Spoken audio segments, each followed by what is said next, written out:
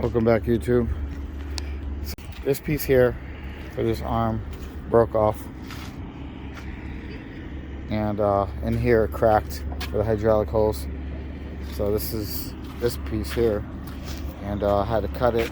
The pin dried up and twisted the metal, so have to make this new piece. It's gonna be interesting. It's pretty bad.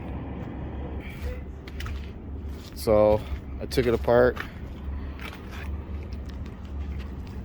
Had to grind this off. It was welded around, and other side is cracked, so I have to fix this. Let's see here, I'll show you this. I have to fix this here, and basically what I did, I lifted up, put that wood, unplugged the pins to here, and the pin seems like it froze and stretched the metal, cracked it. So should be interesting. I gotta go down to the metal shop, pick up the metal pieces. I gotta repair that over there, repair this over here, and we should be good to go on our trip.